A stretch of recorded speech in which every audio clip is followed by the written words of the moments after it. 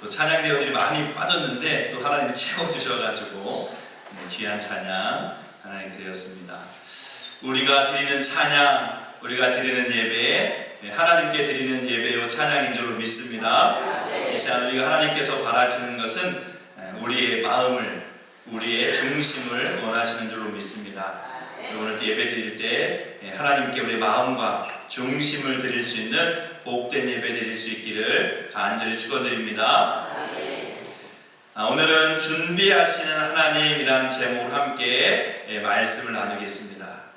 자, 벌써 이제 추석 명절이 시작되었죠. 금요일부터 길게는 열흘, 짧게는 7일.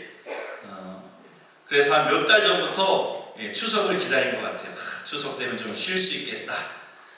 그래서 우리가 추석은 너무나 모든 사람들이 다 기다려지고 또 좋은 시간이라서 이런 말 있잖아요. 그죠? 더도 말고 돌도 말고 한가위 같아라. 이게 추석 때는 먹을 것도 풍성하고 그렇다 보니까 이제 마음이 넉넉한 거죠.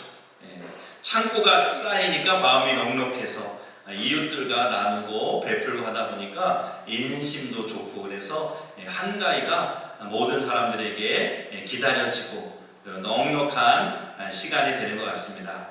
저와 여러분들 마음이 늘 오늘 이번 주간만 한가위가 아니라 늘 평생 한가위 같은 넉넉한 마음으로 그렇게 살아갈 수 있기를 주님의 이름으로 축원드립니다. 우리 옆에 계신 분과 인사하겠습니다. 넉넉한 한가위 보내세요. 인사하겠습니다. 넉넉한 한가위 보내시기 바랍니다. 조금 마음이 안 맞는 거 있어도 소리 높이지 마시고 다 이해해 주시고 너그럽게 그럴 수 있지, 그러려니 하면서 넘기시면 될 것 같아요. 작은 것 때문에 괜히 마음 상하지 말고 그렇게 너그러운 명절 보내시면 좋겠습니다. 자, 명절이 되면 참 기다려지죠. 저도 어렸을 때 명절이 너무 기다려졌습니다. 우리 또 맛있는 음식도 먹고 또 이렇게 오랜만에 또 이렇게 어른들 만나면 또 용돈도 주고 그래서 명절이 늘 기다려졌던 것 같아요. 그런데 이제 좀 어른이 되고 또 결혼하고 가정을 꾸리다 보니까 이제 명절이 기다려지는 것만 아닌 것 같아요. 또 이렇게 뭔가 생각해야 되고 고민해야 되고 준비해야 되는 게 있다 보니까 명절이 다가올 때도 좋지만 명절이 끝날 때도 좋다, 뭐 그런 생각을 하는 것 같습니다. 네. 자, 우리 가정주부들이 가장 바쁘고 힘든 시간이시죠. 어제도 또 늦게까지 전 부치시고 몸에서 막 전냄새 나시고 그럴 것 같아요. 그죠? 자, 우리가 명절이 이제 다가오면 이제 고민을 합니다. 명절을 어디서 보낼 것인가? 시골에 있는 어머니 집에 갈 것인가? 아니면 어머니를 모시고 와서 우리 집에 살 것인가? 이런 고민을 하게 되죠. 자, 이 고민을 하는 이유가 뭐냐면 어디서 지내느냐에 따라서 이제 준비하는 게 달라지는 거예요. 우리 집에서 준비한다면 또 음식을 다 준비해야 되는 번거로움이 있고, 또 이제 어딜 간다면 이제 홀가분한 마음으로 뭐 선물 하나 준비해서 가면 편안하게 또 명절을 보낼 수 있죠. 자, 명절을 잘 보내기 위해선 누군가는 많은 것을 준비해야 된다는 거예요. 어떤 사람은 가벼운 마음으로 명절에 임하지만 어떤 사람은 이것도 준비하고 저것도 준비해야 되고 바쁘게 명절을 보내기 위해서 며칠 전부터 계획을 해야 되고 준비를 해야 된다는 거죠. 자, 마찬가지로 우리 신앙생활도 우리는 신앙생활할 때 하나님이 많은 것을 베풀어 주시는데 우리가 이렇게 많은 것을 누릴 수 있다는 것은 하나님이 눈에 보이지 않게 준비하고 계시는 줄로 믿습니다. 자, 오늘 말씀도 보면 하나님께서 우리에게 이제 예수님께서 기도하라 말씀하시는 그러한 말씀이죠. 구하라, 찾으라, 문을 두드리라. 그러면 주실 것이고 찾아낼 것이고 너희에게 문이 열릴 것이다. 우리는 이 말씀을 하나님이 기도하라고 주시는 말씀으로 우리는 받습니다. 그래서 기도해야 되는데 기도하지 못한 내 자신을 많이 자책할 때가 많아요. 자, 그런데 이 말씀을 조금 더 깊이 묵상하면 기도하는 나도 중요하지만 사실 더 중요한 것은 기도는 내가 하지만 준비하시고 응답하시는 분은 하나님이라는 거예요. 오히려 하나님이 더 바쁘신 거예요. 왜요? 우리는 기도하지만 그 하나님은 그 기도에 맞게 이것저것을 준비하셔야 되기 때문에 더 분주하시고 더 바쁘신 분이 하나님이라는 거예요. 그래서 하나님께서 이 말씀을, 예수님께서 이 말씀을 하시는 것은 어떻게 보면 더 우리 하나님께서, 우리 주님께서 더 바빠지시고 더 번잡해지시는 거죠. 자, 기도할 때, 우리가 기도하면 하나님은 반드시 응답하시겠다라고 말씀합니다. 구하라 그리하면, 찾으라 그리하면, 문을 두드리라 그리하면. 그래서 그리하면이라는 말이 중요해요. 내가 기도하면 우리 하나님은 준비하시겠다는 거예요. 아니요, 하나님은 내가 구하기 전에 이미 무엇을 구할 줄 알고 미리 준비하시는 줄로 믿습니다. 우리가 명절에 초대받아서 그 집에 가면 이미 그분은 먼저 준비하고 계신 거예요. 우리 어머니는 이미 명절을 벌써 오래전부터 준비하고 계신 거예요. 나는 그냥 간단하게 짐 챙기고 선물 챙겨서 오면 되지만 이 추석상을 준비하기 위해서, 이 밥상을 맞이하기 위해서는 오래전부터 준비한 손길이 있었던 것처럼 우리 하나님은 우리가 기도할 때 그 이미 이전부터 우리에게 주실 선물, 기도의 응답을 예비하고 계시고 준비하고 계신 줄로 믿습니다. 마치 부모가 자식이 떡을 달라고 할 때 돌을 주지 않고 떡을 주는 것처럼, 생선을 달라는데 생선을 주지 않고 뱀을 주는 부모가 없는 것처럼, 자식이 구하는 것 그 이상을 주려고 하는 부모의 마음처럼 우리 하나님은 우리가 구하는 것 그 이상 더 좋은 것으로 준비하고 계시고 그것을 예비하고 계시는 줄로 믿습니다. 그래서 우리는 기도를 안 할 이유가 없는 거예요. 내가 어떤 기도하고 싶은 마음이 든다, 무엇을 구하고 싶은 그런 마음이 일어난다는 것은 이미 하나님이 준비하고 계시는 그런 사인인 줄로 믿습니다. 자, 뿐만 아니라 하나님은 이미 기적을 준비하고 계시는 분이라는 거예요. 자, 이게 무슨 말일까요? 자, 하나님이 창세기 22장에 보면 100세에 주신 아들 이삭이 있습니다. 얼마나 애지중지 귀했겠어요. 자, 그런데 갑자기 하나님이 명령을 내립니다. 아브라함아, 이삭 데리고 가서 번제로 드려라. 번제로 드리라는 것은 죽여서 그 불로 태워서 번제물로 드리라는 거기 때문에 아들을 죽이라는 거거든요. 자, 아들을 줄 때는 언제고 또 갑자기 번제물로 드리라고 하니 아브라함 입장에서는 기가 찰 노릇이겠죠. 그런데 아브라함은 그 말씀에 순종하죠. 그래서 아침 일찍 일어나서 짐을 챙기고 종들과 함께 이삭을 데리고 모리아 산으로 올라갑니다. 자, 아브라함은 하나님이 명령했으니 그 이삭을 정말 제물로 잡으려고 칼을 높이 들었죠. 그랬더니 어떻게 됐죠? 하나님이 멈추라는 거예요. 자, 그러면서 하나님께서 뭐라 그러세요? 네가 아들, 이 독자 아들을 아끼지 않는 것을 보니 네가 정말 이제 나를, 하나님을 경외하는 줄을 내가 이제 알겠다. 하나님은 처음부터 이삭을 죽일 마음이 없었던 거예요. 그럼 왜 이삭을 바치라 그랬어요? 아브라함의 믿음을 테스트하고자 했던 거죠.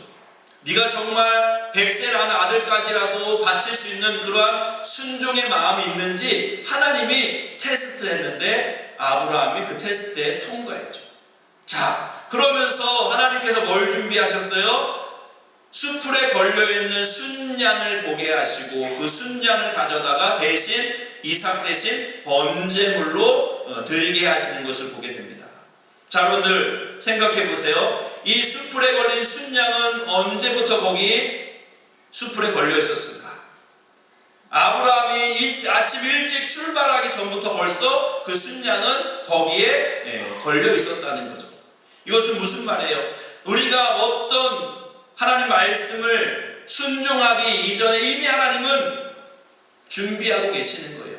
하나님께서 미리 예비하고 계시는 거예요. 그러기 때문에 하나님께서 명령을 하시는 거죠. 그럼 우리에게 필요한 것은 뭘까요? 순종의 마음. 하나님은 절대 나를 그냥 내버려 두지 않으신다. 하나님은 나에게 가장 좋은 것을 주시는 분이다. 그러한 믿음의 순종이 필요한 줄로 믿습니다. 하나님은 이미 다 예비하고 계시고 다 준비하고 계시다는 거예요. 그래서 여기서 나온 말씀이 어떤 말씀입니까? 여호와 이레, 여호와의 산에서 준비되리라. 하나님이 이삭을 제물로 바치라고 했지만 하나님은 처음부터 이삭을 제물로 받을 마음이 없었습니다. 순양을 이미 준비하고 계셨고 우리가 하나님 말씀에 순종하는지 그것을 보기 원하셨다는 거예요. 즉 우리가 하나님 말씀에 순종만 할 수 있다면 그 말씀대로만 붙잡고 살려고 우리가 발버둥친다면 하나님 우리를 그냥 내버려 두지 않는다는 거예요. 우리의 삶을 지켜주시고 위험으로부터 보호해 주시고 우리의 발걸음을 하나님께서 지켜주시는 줄로 믿습니다. 자, 신약으로 와도 마찬가지죠. 누가복음 5장에 보면 하나님이 고기를 잡았던 밤새도록 고기를 잡았지만 허탕을 친 베드로에게 다가오시죠. 베드로는 이제 너무 피곤해요. 밤새도록 고기를 잡았는데 고기를 못 잡았으니 더 피곤합니다. 그물을 싣고 가서 발 씻고 자려고 그물을 정리하고 있어요. 근데 예수님이 다가와서 뭐라고 말씀하시죠? 베드로야, 깊은 데 가서 그물을 던져라 라고 말씀하세요. 베드로 입장에서는 순종하기 어려운 말씀이에요. 너무 지금 피곤하기도 하고 밤새도록 고기 잡았지만 고기를 못 잡았어요.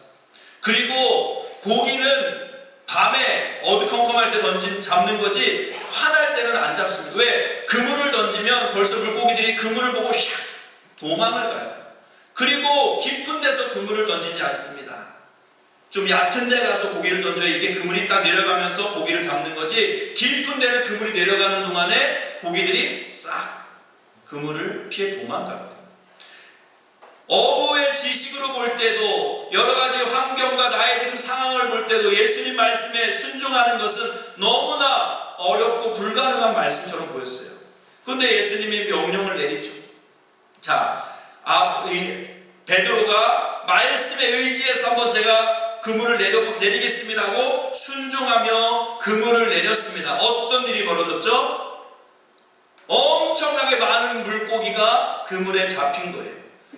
베드로의 그물만으로도 잡을 수 없어서 옆에 있는 친구들과 함께 고기를 잡아 올렸더니 2배에 가득 잠기도록 고기를 잡게 되는 그런 기적을 경험하게 됩니다. 자, 이 말은 예수님께서 베드로에게 깊은 곳에 그물을 던져봐 그러면 고기가 잡힐 수도 있어 라고 가능성을 두고 하신 말씀이 아니에요. 이 말은 던지기만 해. 물고기는 내가 몰아올게. 너는 순종만 해. 물고기는 내가 몰아올게. 하나님 벌써 다 준비하고 계신 줄로 믿습니다. 우리가 그 말씀에 순종해서 내 상황을 보지 않고 내 환경을 보지 않고 주님의 말씀이라는 그 한 가지 붙잡고 그물을 던지는 순종의 마음만 있을 때 하나님은 이미 많은 물고기를 준비하고 계신 줄로 믿습니다. 저와 여러분들에게 이러한 말씀에 의지하여 순종할 수 있는 그런 믿음이 있기를 주님의 이름으로 축원드립니다. 또한 우리가 이제 11월 2일 추수감사절을 준비하면서 우리가 한 영혼을 하나님께 드리자 우리가 그것을 기도하며 준비하고 있습니다. 그런데 이 전도하는 것이 참 어려워요. 그래서 어떤 분들은 전도만 없으면 정말 신앙생활 할 만한데 헌금도 하겠고 봉사도 하겠는데 전도하는 건 정말 힘들어. 목사님 저한테 전도하란 말만 안 하면 저 진짜 신앙생활 잘하겠습니다. 그런 분들이 꽤 많습니다. 우리 교회는 없지만 우리 교회는 없는데 다른 교회는 그런 분들이 많다고 그러더라고요. 제발 전도하란 말만 안 하면 내가 신앙생활 잘하겠습니다. 자, 그런데 전도하는 것 빼면 신앙생활이 뭔가요? 자기 만족으로 사는 건가요? 아니잖아요. 우리 예수님의 가장 최고의 명령이요 부탁, 유언과 같은 말씀이 바로 마태복음 28장 19절 20절 말씀이에요. 우리 같이 한번 공독해 보겠습니다. 그러므로 너희는 가서 모든 민족을 제자로 삼아 아버지와 아들과 성령의 이름으로 세례를 베풀고 내가 너희에게 분부한 모든 것을 가르쳐 지키게 하라. 볼지어다 내가 세상 끝날까지 너희와 항상 함께 있으리라 하시니라. 아멘. 우리 예수님께서, 부활하신 예수님께서 마지막 이 땅에서 이제 승천하시면서 분부하시고 부탁하시고 명령하신 유언과 같은 말씀이에요. 모든 민족으로 제자를 삼으라는 거예요. 내 말, 내가 가르쳐 준 분부한 거 다 지켜 행하라. 전도하라. 복음을 전하라. 그 말씀인 거죠. 왜 예수님이 이 말씀을 하셨을까? 전도가 전혀 안 되는데, 전도가 될 수 없는데 이 말을 하셨을까? 그렇지 않다는 거죠. 자, 소아시아에서 열심히 복음을 전하고 있던 사도 바울, 이상합니다. 가는 곳마다 복음의 문이 닫히는 거예요. 자꾸 뭐가 안 됩니다. 복음을 전하는데 자꾸 막혀요.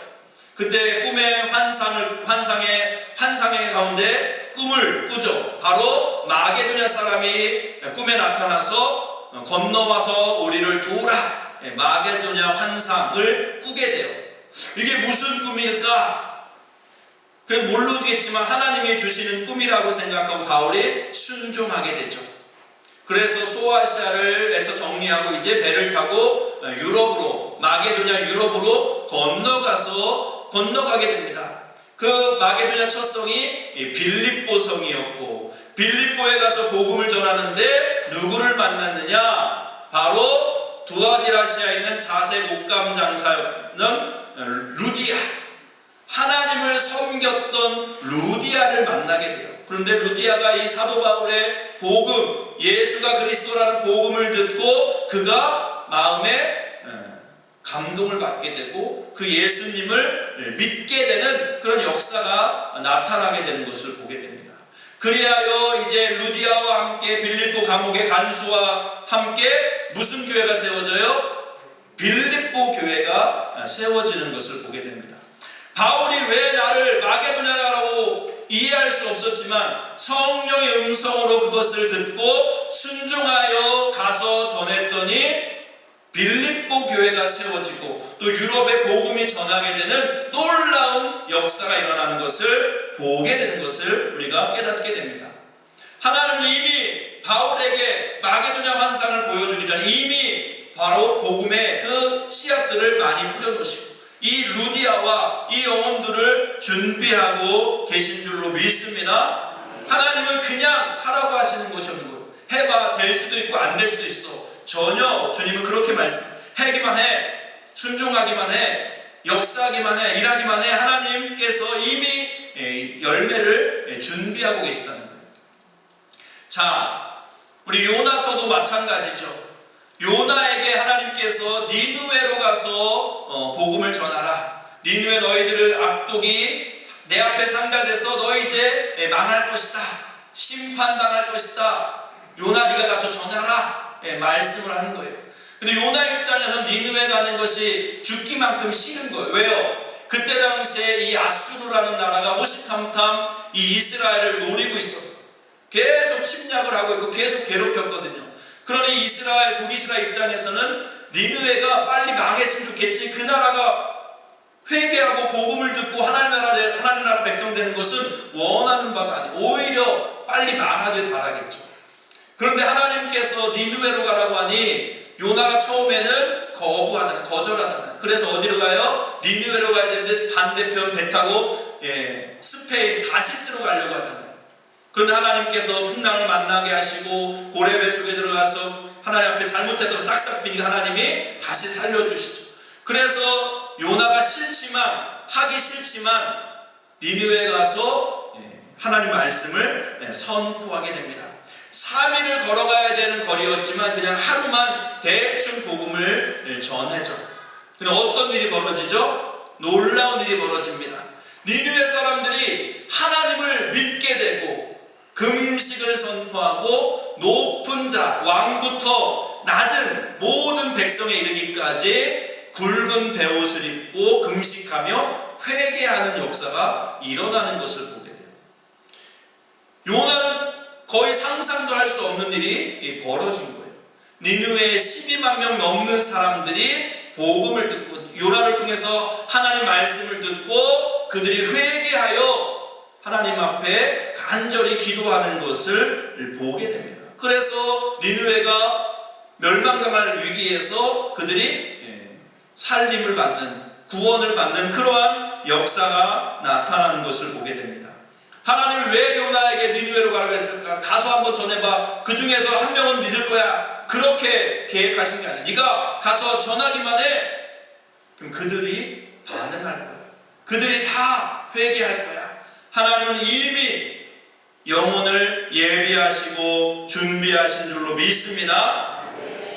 자, 우리가 11월 2일 추수감사절 우리가 VIP 초청잔치를 준비하고 있습니다. 전도하는 것이 힘든 일이죠. 내 힘으로 안 되는 일이죠. 자, 그렇기 때문에 우리는 더 하나님 앞에 기도해야 되는 줄로 믿습니다.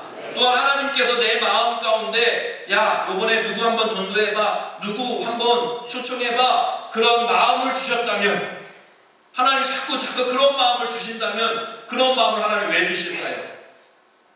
왜 주실까요? 이미 하나님 그 마음 속에 들어가서 만지고 있는 거예요. 만지고 있는 거예요. 지금 이상하게 자꾸 교회 가고 싶어지지. 다른 사람이 교회 가자 할 때는 아예 안 가, 너나 가 그랬는데 내가 말하니까 한번 가볼까? 하나님이 지금 벌써 일하고 계신 줄로 믿습니다.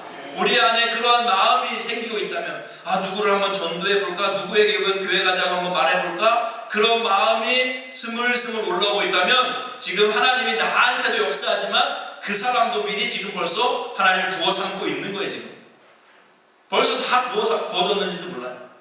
내가 말하지 않았기 때문에, 가자고 하지 않았기 때문에 이번에 못 올 수도 있다는 거죠.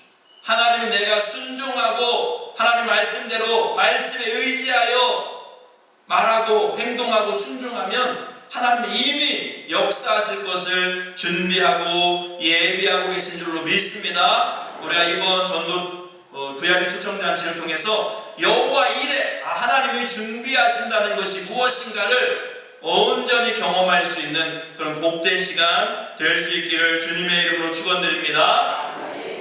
자, 우리가 VIP 초청잔치는 우리 힘으로 하는 것이 아니라 하나님의 도우심, 하나님의 준비하심, 예비하심으로 하는 것이기 때문에 우리가 기도가 늘 선행돼야 될 줄로 믿습니다. 우리 함께 우리 VIP 초청잔치를 위한 우리 기도문, 우리 기도하고 우리 설교를 마무리하겠습니다. 우리를 참 생명으로 인도하시는 하나님 아버지, 11월 2일 추수감사절 VIP 초청잔치를 허락하시니 감사합니다.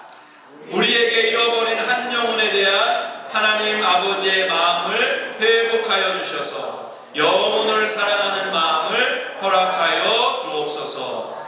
믿지 않는 가족, 친구, 이웃을 그리스도의 사랑으로 섬기며 주님의 사랑을 전하는 삶이 되게 하여 주옵소서. 날마다 깨어 기도하게 하시고 성령으로 충만하여 생명의 복음을 전하는 지혜를 우리 성도들에게 허락하여 주옵소서. 초청잔치에 초대받은 VIP 태신자들의 마음이 열려져서 11월 2일 추수감사주일에 나와 함께 예배할 수 있게 하옵소서. 말씀을 전하시는 담임 목사님에게 성령의 능력을 더하여 주셔서 생명의 말씀이 담대히 증거되게 하여 주시고 예배의 모든 순서와 시간 가운데 성령의 기름 부으심이 넘치는 말씀 충만, 성령 충만, 은혜 충만한 시간이 되게 하옵소서. 초청받아 예배에 참석한 VIP 태신자들의 마음이 열려져 예수님을 나의 구주와 참 주인으로 영접하는 은혜를 허락하여 주옵소서. 이 모든 말씀 우리 주 예수 그리스도의 이름으로 기도드립니다. 아멘. 기도하겠습니다. 하나님 아버지, 그렇습니다. 하나님께서 우리에게 말씀하실 때, 명령하실 때는 이미 우리에게 그 응답을 기도의 응답을 준비하고 계신 줄로 믿습니다. 우리가 하나님 말씀에 성령의 감동에 순종할 수 있도록 인도하여 주시옵소서. 지금까지 지내온 것도 다 하나님의 예비된 준비된 은혜였음을 고백합니다. 우리에게 좋은 부모님, 좋은 환경, 믿음의 사람들을 붙여주시고 지금까지 신앙생활할 수 있었던 것도 하나님의 예비하심이요 하나님의 준비하심인 줄로 믿습니다. 이제 우리에게 또 한 영혼에 대한 하나님 부담을 주시는 것도 이미 하나님께서 그 영혼을 만지시고 그 영혼을 준비하고 계시는 줄로 믿사오니 주의 말씀에 주님의 음성에 순종하여 찾아가게 하시고 말하게 하시고 주님의 사랑으로 섬길 수 있도록 인도하여 주시옵소서. 그래야 이번 11월 2일 추수감사절에 여호와 일에 나를 위해 준비하시는 하나님의 은혜를 온전히 경험할 수 있는 복된 시간이 될 수 있도록 인도하여 주시옵소서. 추석 명절입니다. 오가는 발걸음 안전하게 지켜주시고 우리 가족들과 다시 한번 화평을 누리며 평화를 누리며 정말 어떤 사람들보다도 가장 소중한 존재인 가족의 소중함을 깨닫고 서로에게 사랑만 주고받을 수 있는 귀한 시간 될 수 있도록 인도하여 주시옵소서. 모든 것 주님께 감사드리며 예수님의 이름으로 기도하옵나이다. 아멘. 할렐루야. 아멘. 오늘은 우리 헌금 특송을 우리 특별한 분들이 준비했습니다. 우리 김미자 권사님의 어머니 되신 우리 이춘태 우리 집사님과 또 외손녀딸 윤은서 자매가 또 플루스를 또 연주하면 우리 집사님께서 또 찬양을 해주시겠습니다. 네, 여러분들 찬양에 은혜 받으시고 또 우리 준비한 예물을 하나님께 올려드리도록 하겠습니다.